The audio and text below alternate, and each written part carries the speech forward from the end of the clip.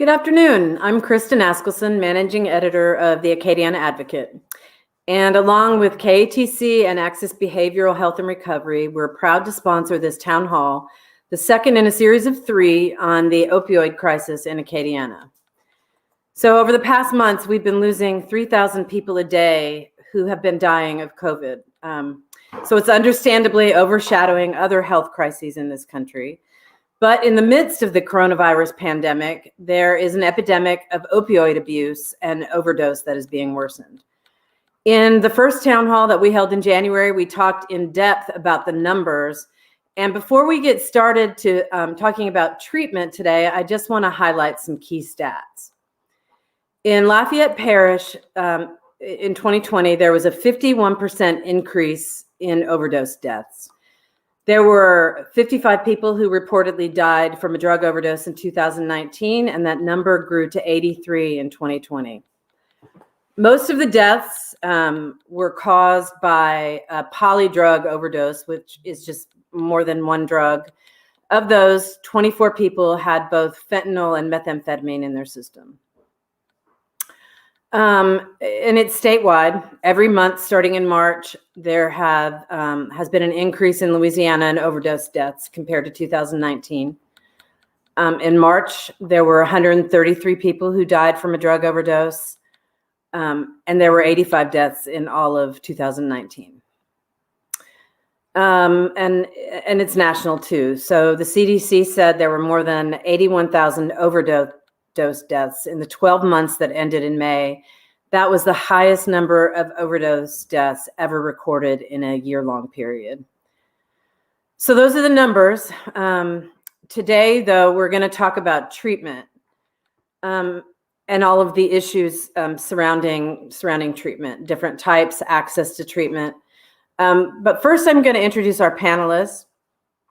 And after I introduce them, I'll give each one of them a minute to tell you a little bit about themselves and what they're seeing related to the opioid crisis.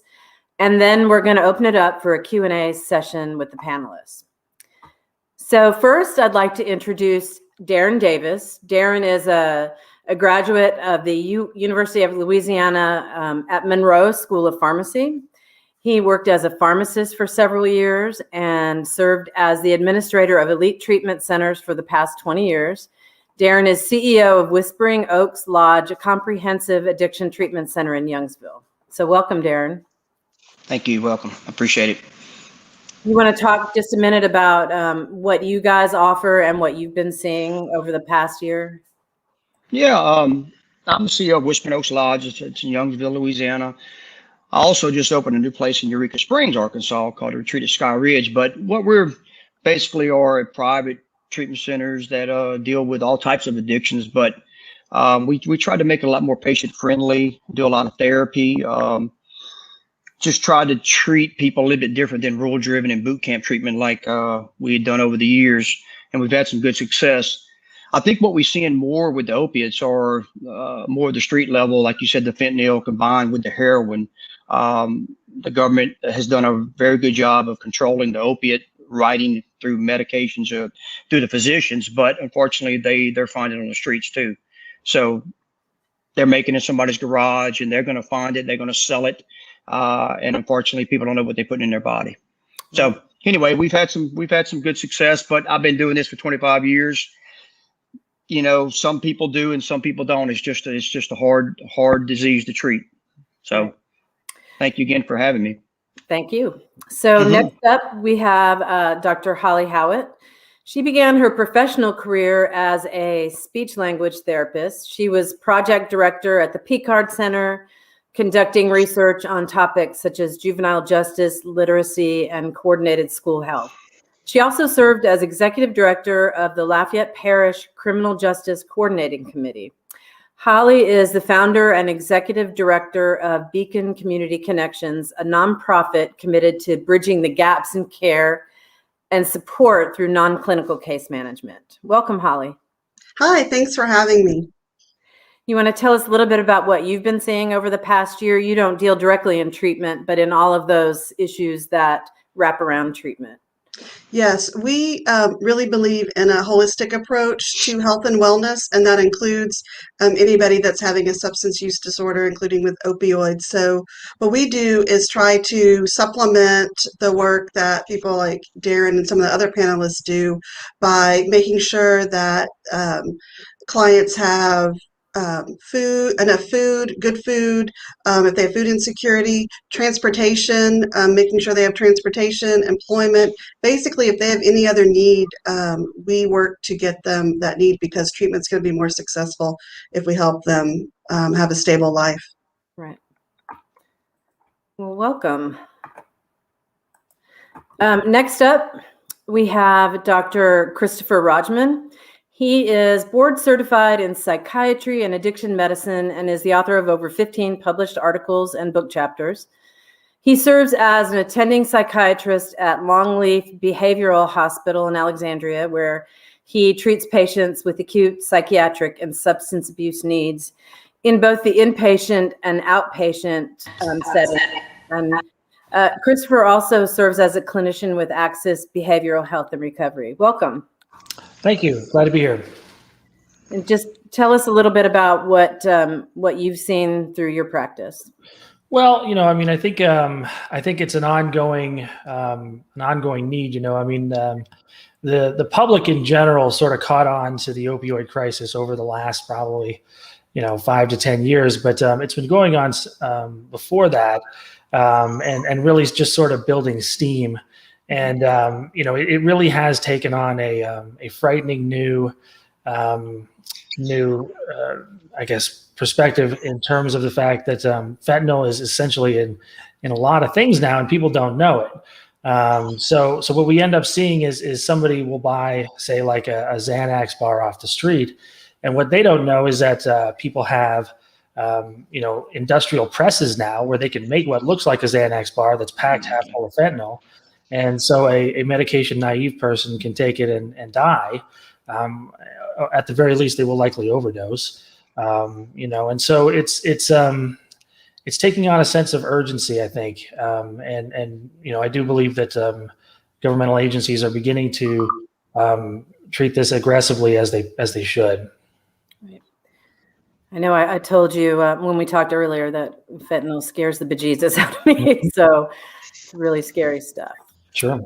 Next up, last but not least, we have State Representative Vincent Pierre, who has represented Lafayette Parish in the Louisiana House of Representatives since 2012.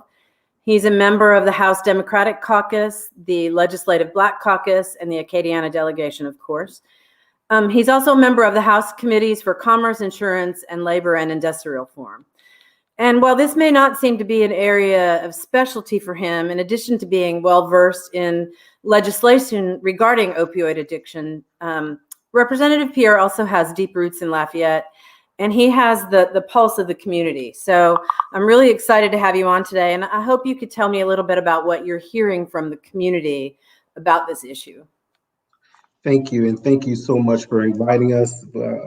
Thank you all for hosting this event, and it's such timing, perfect timing for such a tragic situation that's going on around our community. But I am hearing things from all over. At one point, crack cocaine plagued my community and the community that I represent, and we try real hard to try to combat it, and maybe visit with various individuals throughout the area to see what we can do to resolve those issues. And we're constantly working on it. And a lot of the folks have been locked up, and we feel that there should have been some form of treatment. And hopefully in the next couple of years we can do just that. But the fentanyl and heroin is starting to plague this community tremendously, and it is unfortunate that we're hearing this. And as I visit with colleagues across the state, it crosses all party lines, both color, race, and we're just starting to see more and more incidents. And I can tell you, in my own family, I've had some issues that we're having to deal with. So as a legislator, it's difficult to legislate addiction, but we can figure ways in which we can to curtail the problems that are that come about. So we get it. We're located right downtown Lafayette. We see it with the homeless population. Some of these people are you can tell that there is some mind-altering things that are going on. And it's my guess that it's the drugs that are plaguing our community. But again, thank you all for inviting us, and hopefully that we can provide some information that will be very helpful for our community. Thank you. So, I'm glad that you mentioned that, you've had issues that have plagued your family. One of the things that I really hope to accomplish with this series of town halls is to destigmatize addiction. And so, it can happen to anybody. Full disclosure, I think I've had this conversation with a couple of the panelists. I had a younger brother who died in 2012 from an accidental overdose. He was drinking and took a couple painkillers and went to sleep and never woke up. And I myself had surgery last year and was given painkillers, which I had never really taken before. And it was a really frightening experience because as my pain wore off and I still had the painkillers, they made me feel really good. And I thought, oh my goodness, this could happen to anybody, so I threw them away and thought, but not everybody has the level of support system that I have. Not everybody has the awareness of what opiates do. So I really hope that that's one message that we can get out with this, is that it can happen to anybody. So we're going to get kind of deep in the weeds, I know, on some topics, but I wanted to start with just an understanding of opioid addiction and how the drugs work on people and what makes them different. Anybody want to jump in on that? Doc. So the question is what are how do opioid medications work, and what makes them different than like heroin, or and just why they're so addictive. Okay. Whether we're talking about prescription opiates or heroin or fentanyl, what is the thing that makes them so addictive? Sure. So all addictions in the brain run through particular pathways. I'll try and like keep it relatively simple, but basically it all ends up in a place called the nucleus accumbens, which is the addiction center of the brain, the quote unquote basal forebrain, as they might call it in certain areas. And that's a target of a lot of treatments and a lot of things that are happening at the moment. What opioid medications are intended to do is hit the mu receptor and through that provide analgesia. The issue is that unfortunately they can also provide euphoria in some individuals. So basically what you described is the abnormal reaction, right? So the normal reaction to an opioid medication would be some nausea and some sedation. That's what's supposed to happen when you take a painkiller. There are people, whose brains don't behave that way. Their brains instead give them euphoria and energy. And so what we see a lot is sort of what you described. Somebody, let's say like a 50-year-old housewife fractures their ankle and they get a script for opioid pain medications, and they find that it gives them energy. We hear a lot like, I'm super mom. I can get so much done, and just that quick, the justification begins. I'm better on this. I can get more done. Nobody's getting hurt but me. And it takes off. Yeah. So I am the 50-year-old housewife who apparently has an abnormal brain. So noted. But if I may add, what we see a lot, and just to add to that, opiates, as a lot of addictions, most addictions kill the emotional pain. That's what a lot of people, I don't think, understand what's underneath why people get addicted to drugs. It takes away the emotional pain, the trauma, abuse, bad things that happen in life, and it just allows them to, and I think me and you talked about that earlier this week, to avoid. What we mostly see in opiate addicts are avoiders. They avoid anything that comes up during the day, during their life, and it builds up in them, and they just keep taking the drug, and the drug is it fits in their head to just avoid everything. So when we get them in treatment, you really got to get them engaged because they're used to not talking and not dealing with anything. A lot of times they have a wall up. So you have to really get through that and get them to trust you a little bit so they can begin talking. So it's pain, whether it's physical pain, emotional pain, whatever it is, mental pain, it's still pain that they're dealing with. Yeah. So, so let's talk a little bit about where Louisiana stands with regard to access for care, because I know that that's a big issue. Vincent, can you talk a little bit about the work that the governor's office and the legislature and the Pew Charitable Trust did, I think in 2019, to expand access to care? Sure. You know that in 2019, House Resolution 291, we instructed the Department of Health and Hospitals. And when I say we, it's the governor's office, the Pew Institute, along with legislators, instructed the Department of Health and Hospitals to develop and implement a plan to increase the number of providers for medical assisted treatment.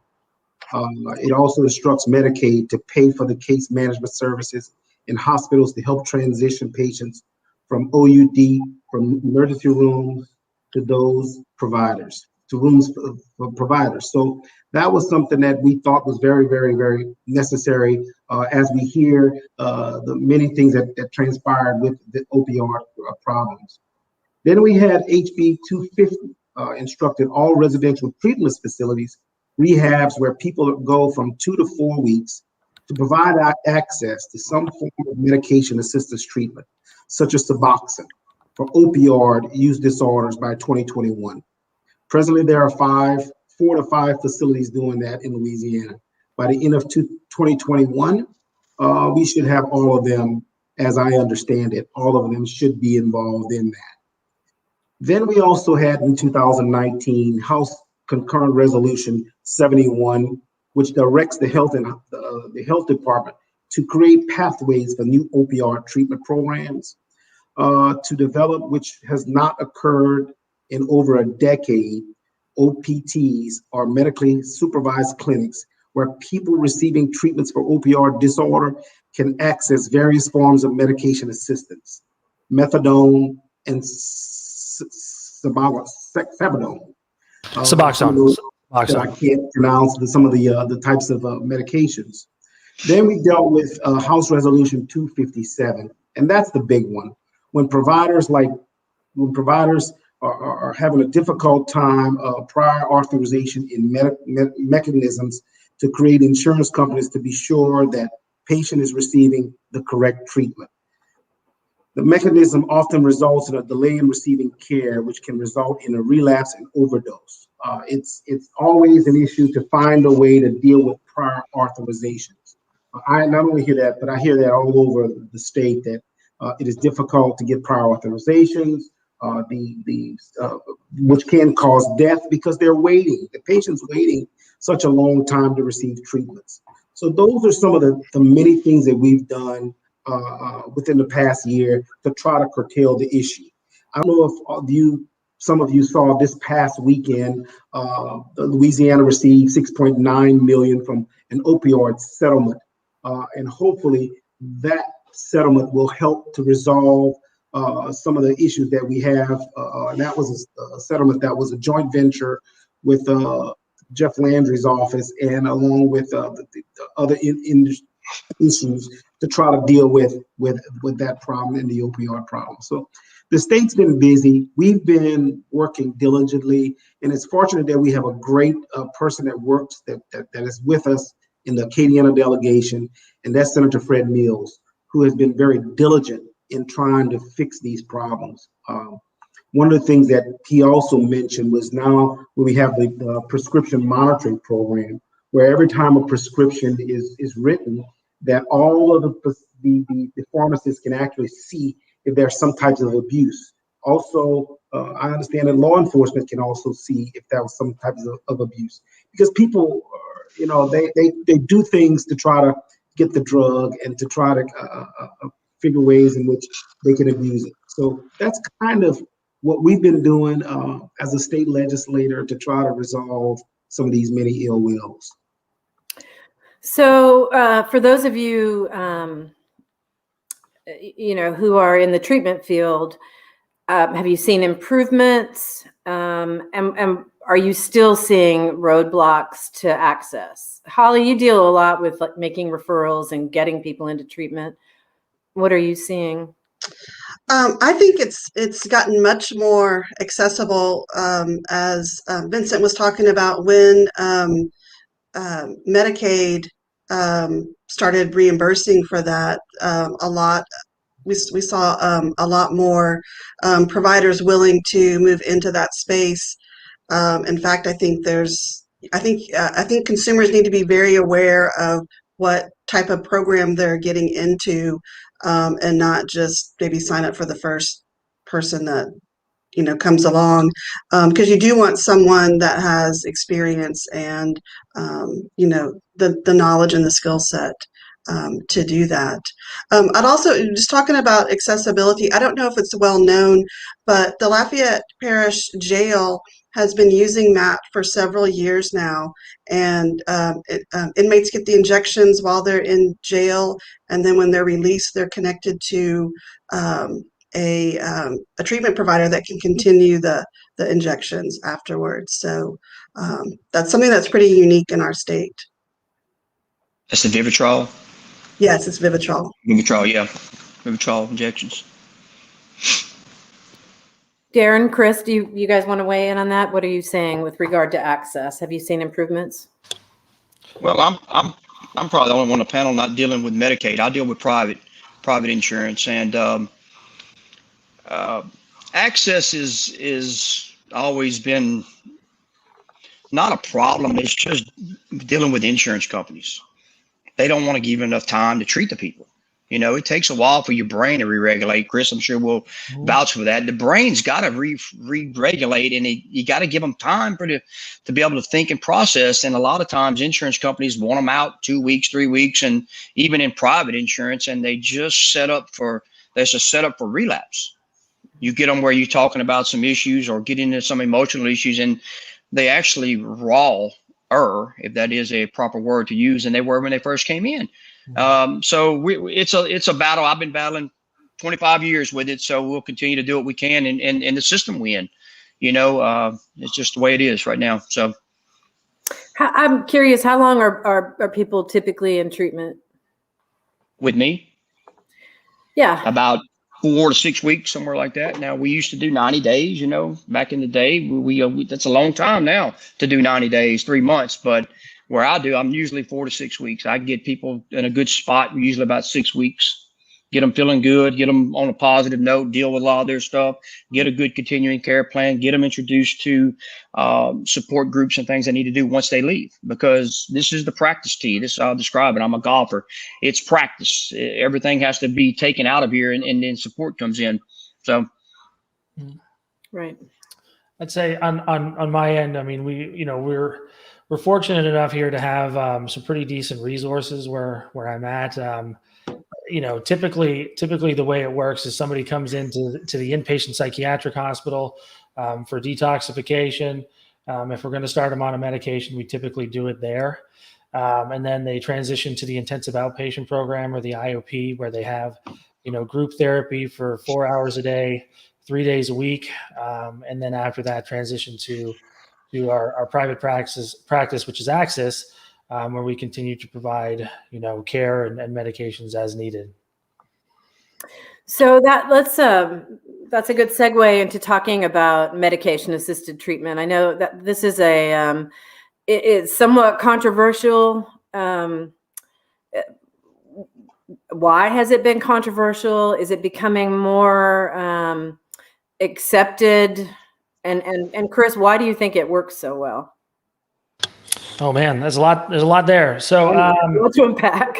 I think it's been controversial for a while because attempting to sell it to somebody whose family has seen all of their poor behaviors and things of that nature, it can sound like you're simply substituting one drug for another, right? I do not believe that is the case, especially with things like buprenorphine. It tends to be it tends to be more of a stabilizing influence, right? So people on the streets buying Suboxone strips or Subutex tablets, which are both formulations of buprenorphine, they're not doing that to get high. They're trying to figure out a way to make this work. Right? So can I interrupt you real quick? So can you just explain, because a lot of people may not understand. I mean, there's a handful of drugs that work for people who are addicted to opioids, that work to sort of replicate the feeling they get. How does it work exactly? Not exactly that. I mean, so what buprenorphine should do, if you're taking it appropriately, is make your cravings go away, make you feel normal, so that things can slow down. You know, I mean, addiction tends to be chaotic. It's all day, every day, looking for more, trying to find money, etc. And so this sort of pumps the brakes on that. Other great options include naltrexone, which is what Holly was talking about. Naltrexone is essentially the active ingredient in Narcan, which is also used as resuscitation for people with opioid overdoses. But in pill form or in injection form, in somebody who has been fully detoxed off of their opiates, it tends to be very effective in terms of preventing cravings, and has been shown to keep people out of hospital, especially in the injectable form. It tends not to be the most popular option among our patients because they have to go through the full detox. However, I think they all work pretty well, doing what they're supposed to do. In general, from a medical perspective, right, the push is really hard to increase access to care to these medications, offer them to anybody who wants them. I mean anybody, and remove barriers to care that may have previously been there. Right. So you say they have to go through the full detox. When they're taking these medications, they can't take the opiates, right? Well, so they shouldn't. That's a complicated question for all of these medications, unfortunately. But it tends to. So Suboxone, Subutex, you do not need to go through a full-blown detox, right? You can just wait until somebody enters into withdrawal, and at that point you can give it, and it'll start alleviating symptoms. Naltrexone, you have to go through a full 7-day detox and then do some challenge testings when you give it. If you give it too early, the individual will have a very bad day. You've essentially just sent them into full-blown withdrawal. Yikes. And how long do people typically take them? Is there a standard course of treatment? So that's another difficult question. I think at this point, the general idea is, our goal as doctors is to stop people from dying, right? I think in terms of that, it has been my experience that when people come off of it, they tend to relapse. And so, there is no hard, fast recommendation as to how long someone can be on medication-assisted treatment. I would rather see someone die at 80 on Suboxone than at 35, from a fentanyl overdose. It's dependent on each patient. I have people who decide that they want to come off, and some of them do well, some of them do not. I think there can be a lot of outside pressures to get off of these medications, and I think specifically with like opioid addicts, anything that you tell someone they have to do, they're going to be unhappy about, and it's not going to go very well. It has to come from them. Right. And there's a bit of stigma around these medications as well, right? I mean, yes, there is. So I have a wonderful article here called it's called, I don't know if you can see this, it's called 5 Myths About Using Suboxone to Treat Opioid Addiction. It's from Harvard Medical School. And it's got great answers for that, for families and for people who are interested. It tends, it's pretty stigmatized treatment, unfortunately, and it doesn't necessarily have to be. It really does provide good stability for people. And usually by the time somebody's here, they know that they have a problem, and they tend. It will stabilize your opioid use disorder. It will probably not stabilize anything else in terms of like if you're using benzos as well, or you're using methamphetamine, or or cocaine or things like that. People will probably continue to smoke marijuana, but it will stabilize the opioid use disorder, and that's probably what's going to kill you the quickest. What we see in terms of like opioid use disorder is that if you are naive to opiates for a while, your tolerance goes way down, and so think about the last time you were on a diet. When you broke it, did you just eat like a small fry from McDonald's? I did not. Probably not. You probably had like the large fry and the cakes and the sodas and just everything that you wanted, right? Put opiates in the same position, right? And so people end up dying pretty quick. People can die the day they relapse with opiates. Right. It's pretty crazy. They do. Mm-hmm. They do. So do people get addicted to the medications? I've heard that, but I don't know. The term I would like to use is they become physically dependent on them. Okay. They will go into withdrawal if they come off of it. But it's not the same as like a full blown opiate addiction, right? I mean, most of the harm has been removed. People aren't dealing with people that are dangerous. They're not doing illegal things to get money. Things tend to slow down significantly, but there's no doubt that it does cause physical dependence. I mean, Suboxone taps every single opioid receptor in the brain. That's why you don't have cravings anymore. And so, if you take that away, you are going to have a withdrawal syndrome. Mm-hmm. And so if I may say, and I'm probably anti-Suboxone to a certain extent, but it's all right. Everybody's got opinions. It's a very long detox, very long protracted withdrawal and I get a lot of men that come into detox and it's just a very painful withdrawal. Mm-hmm. Medication assisted therapy is also Vivitrol and Camprol for alcohol. So that's what we see, but sometimes I've used it, but most time I don't. And that's just, we all got different opinions. And I'm guessing that, since the medications work on the cravings, but they don't deal with any of the other issues going on that led to the opiate use. So, Darren, Holly, maybe you can talk about what you're seeing. They probably are much more effective when you're dealing with all these other things as well. I mean, that's really what Beacon does is, we'll refer to mental health and or substance use treatment. And then we get to work on the other things because I think, you get somebody sober and ready to, get back into the real world, and the real world is waiting for them with all the problems that they had before. And if you haven't fix those, or they have support to get fixed, the chances of them relapsing are really hard. Darren can probably talk more about that, but we've seen some good success with the clients that we work with when we're able to kind of address some of those. The fancy term is social determinants of health. It's kind of a buzzword right now. I call them wellness factors. I mean, it's just really the things that influence, the sense of wellness that you have. Right. Darren, you want to weigh in on that? I mean, there's always going to be factors, and what we try to do in treatment again is deal with, first of all, getting them to understand they have a problem, admitting that, seeing the truth of what drugs and alcohol do to their life is the first step. And unfortunately, a lot of them get out and they return and they buy that lie again, and they tell themselves they can control it. It'll be different. I've grown. I haven't done it in a number of days, months, weeks, and they go back to using it. Life's hard. Life's difficult.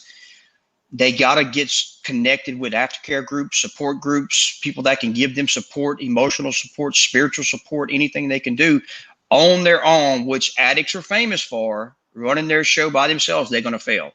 And unfortunately, that's what we try to get people to, and try to get them connected with other people that are doing the same or trying to stay sober, trying to not use drugs. Because again, on their own, they're going to fail. They're going to get in their own head and solve their own problems. And make a mess out of their life again. It's all the time. We see it all the time. I wish there was a simple way, a better way to do it, but it's just what it is. It's a very insidious disease. Believe me.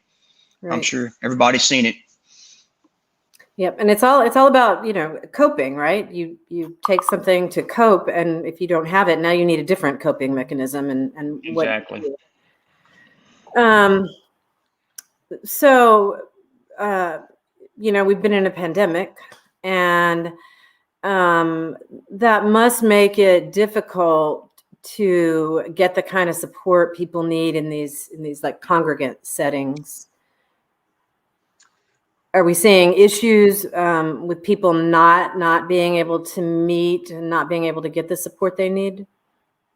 Well, I know in the AA community, they went to Zoom for a little while, for a long time, and people were really having difficulty doing Zoom. We did our IOP for a little while on Zoom, aftercare on Zoom, and it's just not effective. And me personally, I have a very short attention span, and I could just see me still at all this time trying to stay on Zoom with a month sober.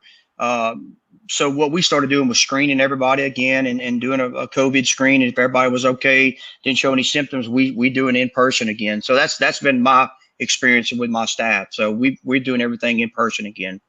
That's just us. Anybody else?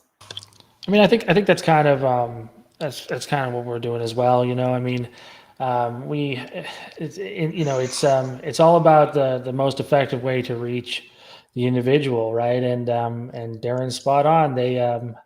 People don't like Zoom. They don't like it. They don't like it. So we end up trying to do some telehealth for some people, and I mean, essentially we're at the point where we're doing in person IOP again. People are required to wear masks, and they're required to screen as they come in the door.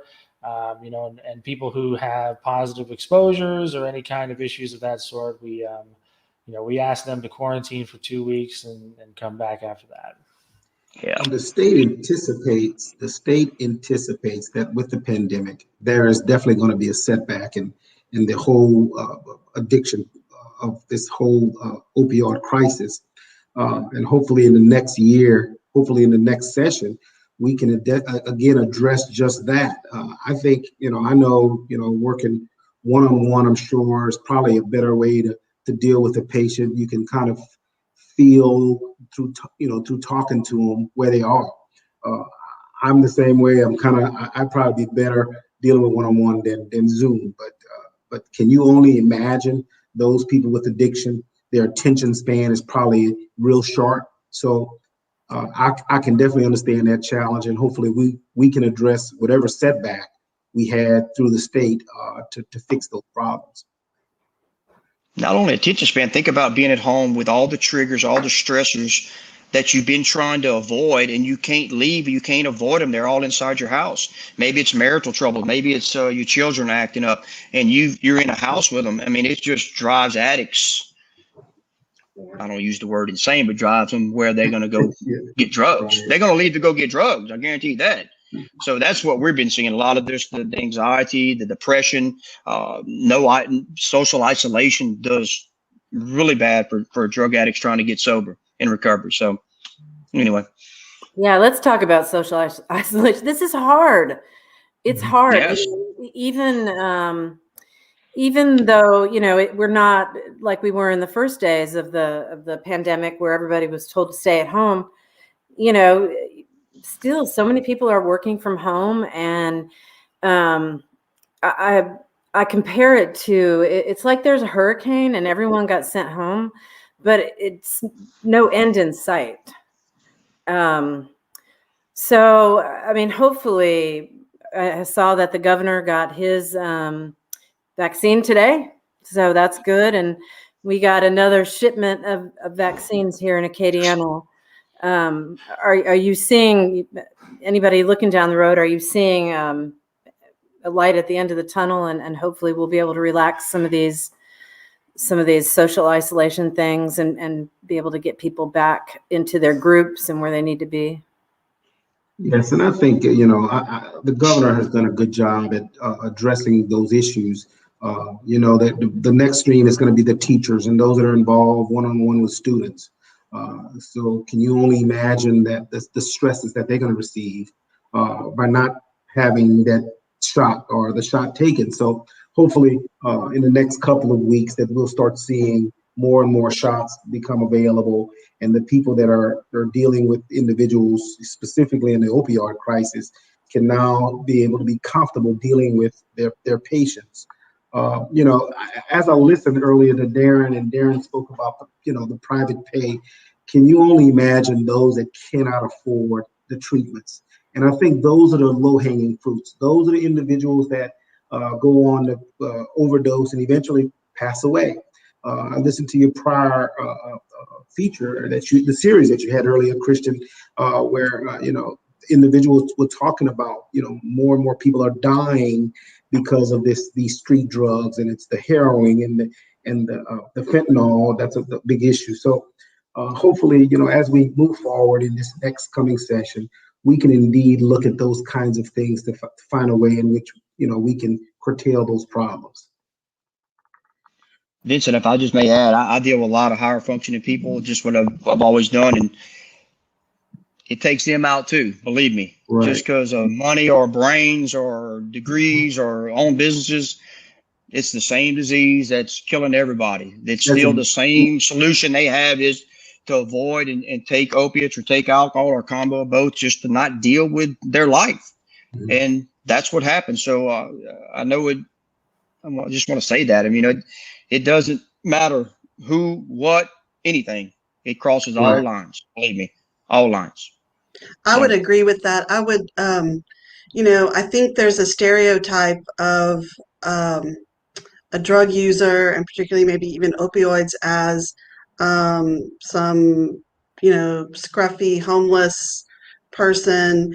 And the people that we see are mostly middle-aged white men that come through. They've had an injury and were prescribed opioids like you were talking about, Kristen, and just could never get off of it. And their life just really spirals out of control. And then if they're fortunate, they end up with someone like either Darren or Christopher, can kind of help put them on the right path. But it's people like us. It's not something that's somebody else. It's us. Yeah, that's a really good point. Along with wanting to destigmatize it, that's something I really would like to drive home, is that it's not who you think it is. When we looked at the numbers in our last town hall from the coroner's report, it crossed all racial lines, and the average age was like 45. So it's not really what people think. The stigma comes from the stigma. I don't know if I can hear that. The stigma comes because it makes you do some very bad things to get your drug. You steal, you lie, you cheat, you break the law. That's where the stigma. And we do groups on that where we try to talk about, in reality, you lost the ability to control your drug use or your drinking. What the other part is, you hurt a lot of people along the way, and that's where the stigma comes from. And that's why it's so hard to get people to go, even when they get out or get into treatment and get out, to go get some help, because what are people going to think about me? Now I got to go back, and they know all these things I did, and pride comes in, their shame comes in. So trying to get them to accept it and let's move on, that this is part of the deal, the nature of the beast. You can get well from it is really hard for people. Yeah. Believe me. Yeah. Right. Like, exactly what Darren just said, right? Like if someone's breaking into cars in your apartment complex in the middle of the night to steal change, that's a desperate person doing a desperate thing, right? They're not paying the rent. They're looking for an immediate solution to a problem that they have, and that immediate solution is to make the cravings and withdrawal go away. So they're going for it. Yeah. So, if it can happen to anybody, and you have this scenario of someone who has an injury or has surgery and gets prescription, and now they don't have the prescription anymore. What signs should people look for to let them know that it may be time to seek help? Well, I can tell you, my family member that I mentioned early on in the show was exactly what Chris mentioned, and that's, arrested for robbery, breaking in cars, stealing checkbooks, and those kinds of things. And if that's a sign, and some of the things that I did share with his parent is that, there is something that is occurring in this kid's life. So I think those are the kinds of things that you'll probably see, those signs there's something that needs to be done. So, Right. But let's say you're a person who has been on a prescription and you think maybe you don't have a problem. Like what signs can you see in yourself that are an indication that it may be time to seek help? You want to get that one, Darren? Obsessing on it. Start obsessing. Start thinking about it. What if you take it or don't take it for a couple of days? You start getting anxiety. You start having withdrawal symptoms, cravings. Those things are what the physical part comes first. But I would think what really the signs that when people start getting irresponsible in their life, family relationships, their occupational, their financial, legal, their health, those things that's where addiction starts showing up in people's lives. So that's what I would really look for. Were they doing okay? And now all of a sudden they become very irresponsible in their life. That's the sign that something's going on. So if you can just think that way. The DSM-5 calls addictions now substance use disorders. And essentially it's broken down into specific criteria, but the big ones are tolerance. I need more of it than I used to get the same effect. Withdrawal, which is whenever I stop taking it, I feel bad, right? Tolerance, withdrawal. Cravings, which means a variety of things. I think about it all the time. Like I'm rushing home from work because I got to do it. And typically, like once I start, I can't stop. Right. Yep. And then there's a slew of other criteria that essentially are consequences. And that's what Darren's talking about. Right. Is this screwing up my job? Is my family angry at me? Right. Am I missing things that used to be important to me to do this? Do I have health problems and I continue to use despite the fact that this makes my health problem worse? So, essentially, though, if you have tolerance, withdrawal, and cravings, you probably need some help. Yep. And what should be your first step? So you can check on the SAMHSA website, SAMHSA. That's the Substance Abuse and Mental Health Services. Basically, their website has a list of all treatment programs in the United States on it, and see what's in your area and start filling it out. Alternatively, if you have insurance, you can call the number on the back of your insurance card and they should be able to help you out. It's important to remember that these are medical illnesses and that your insurance will pay at least something for it. They may not cover the whole thing, but they'll pay for some, and some of the stigma is beginning to evaporate in terms of employment and things like that. Employers typically now give people a chance to get well before simply terminating them, and so a lot of that anxiety can be put off to the side. If typically, things go better when someone understands that they have a problem and they want it to be different. Right. Holly, what would you say to someone, who they've got a problem? Are there resources locally that you would recommend as a first step? Yeah, I would say, if they have a doctor that they have a comfortable relationship with, they should, talk to their doctor. Also, 211 has a wealth of knowledge and resources. So locally, that's 232-HELP. So you could either call 232-HELP or you could call 211. And, they're information and referral organizations. So they're going to be able to provide you with information and resources. Great. So we're at about 50 minutes. I like to give people a chance at the end because I know there are things that we may not have gotten to, but I would like to ask one last question for me about prevention and just, we talked a little bit about it in our last town hall, but from your vantage point, what can we or should we be doing as a community toward prevention? Vincent, you want to start us? I think one of the things that I do each year, and that's what we call a health and fitness expo, where I incorporate individuals to come out and talk about ways in which we can curtail the problem of opioid, drug abuse, and those kinds of things. We do that each year to try to help the community in those initiatives. But the other thing I would tell you, and I wanted to share, is that we're in the midst of getting ready for this next legislative session. And I ask that our physicians and all of those that are involved in the day-to-day tasks of trying to help families to write your legislators, write them on the issues that you think will help. Because we don't know, as a professional, some of our profession doesn't cross the medical line. So we need some type of dialogue so we can understand.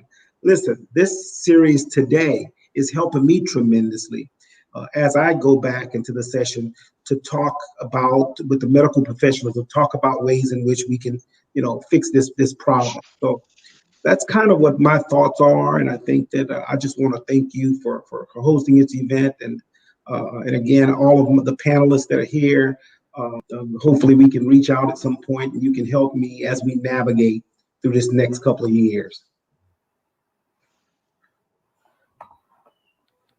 Anybody else on prevention? What are some things that we can be doing as a community? Education, educating kids, education. That's what I see. I mean, there's a lot of, it's a very deep underneath line of what addiction really is. So to say there's a simple way to do it, there's not, but educating, talk as much as you can to the kids about what this does, point out athletes that get in trouble, spend time with your kids if you have young kids and trying to make them feel better about themselves. Unfortunately, I think I told you, one of the things I see with the opiate addicts is everything's so fast now in this world. We have phones, we're engulfed with just everything, and I don't think anybody can get away anymore. And I think that's my personal opinion, but I think education down the line. Holly, what about you? You've done a lot of research and looked at education and criminal justice, and what are your thoughts on prevention? Well, I just really feel like as a community, we need to continue to reduce the stigma of mental illness and addiction. As Christopher was saying, it's a medical problem, or at least it starts out as a medical problem. It's not a moral failure. It's not a character flaw that, somebody has. And I think as a community, if we can change our mindset about that, that would be helpful. I think, living in South Louisiana, with the Cajun and Creole cultures, Cajun and Creoles, they love to help their neighbor. And I think we need to embrace that, because I think also in the Cajun and Creole cultures, there's a trait of not asking for help, of going it alone, doing it by yourself. And I think that is exacerbated, by when you're an addict, you want to hide, you want to be, alone. And so, the community needs to, reach out and help our neighbor, because they are our neighbor, and they do need community support for lifelong. Because Darren and Christopher were taking that people could relapse at any point. Something could trigger it, and they're back, and we've got to help them, climb back out again. Chris, your thoughts on prevention? Yeah, I'd go with reducing stigma as well. Like Darren was saying right at the start, the government has gotten heavily involved in, for lack of a better term, policing the prescriptions of opioids, and I think that has shifted the focus of the epidemic. Doctors are limited in what they can write. They're required to check the prescription monitoring program and make sure that this person is not doctor shopping or going to several providers at the same time to get several things. And it's like 50 states now, right? So it's pretty darn. It's not quite 50, but it's pretty darn close. And so you can look through that kind of thing. And last but not least, I think it really is important for just about everybody to understand, like, just how easy this can take place, specifically with opioids, right? There's new data that seems to show that people can sort of they could be well on their way to a substance use disorder with opiates within 4 days of a prescription of some of these medications, right? It's very, very fast, and you don't know that it could happen to you until you try it. Specifically with opiates, lots of substances of abuse out there. People start with different things and move on to other things until they find the thing they like the most. But there's also a mental health epidemic going on. Suicides are up. Mental health hospitalizations are up. The patients that I talk to on the phone are not okay. They're not okay, right? People are sad and they're anxious and depressed. And so, I wouldn't knock anybody who attempted to try something to make themselves feel better. They probably should have gone to a professional instead, but I get where that's coming from, we're just having a tough time out there, and we could use all the support we can get. Yeah, sure. I think we all get it. So because, we're focused on treatment, just any further advice any of you have for a person who needs help? Force their hand. Force their hand. Don't think they're going to do it on their own. If you have to go and get it, because if you sit around, I think Chris said this earlier, waiting for them to make up their mind to go, most of the time they're not going to do it. If they put some pressure or something from the family, sit down, there's interventionists, there's a lot of stuff, but I wouldn't wait around. These drugs are killing people. Most addicts aren't going to do it on their own. They're just not. So that's my take.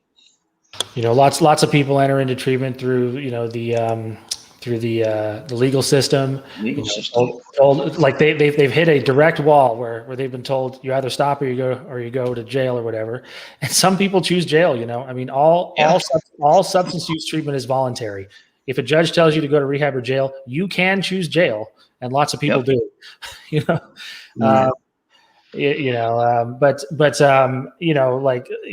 Support groups such as Al-Anon would emphasize healthy boundaries and different things that can help a family member convince their loved one that maybe it's time to do something different. Yep. Okay, we're at 57 minutes, guys. Any final thoughts? This has been super interesting, and I hope it's been helpful for somebody out there. But I'd entertain any final thoughts before we close.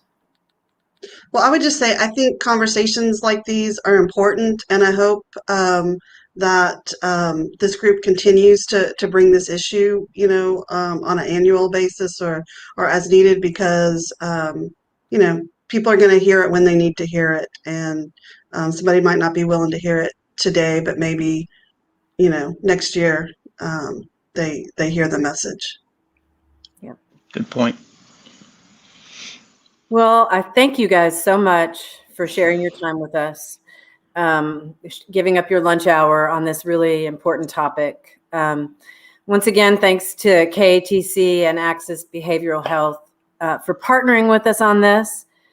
We have a third town hall scheduled for March 9th. It'll be noon March 9th. And the focus of that one is going to be some success stories. And I'm hoping that we will have some people who are actively in treatment to share their perspectives with us. So I'm really looking forward to that one. If you're interested in that one coming up in March, you can find the link at the acadianaadvocate.com/opioid stories. And this video, for anyone who didn't get a chance to watch all of it, or if you want to go back and watch part of it, it will be living on the Acadiana Advocates Facebook page and on our website. So thank you all again for joining us. Thank you. I appreciate you all. This has been Thank you. Really good and informative. Thank you. Thanks, and enjoy the rest of your day. Thank you. Bye. Chris, take it easy, man. You too, man.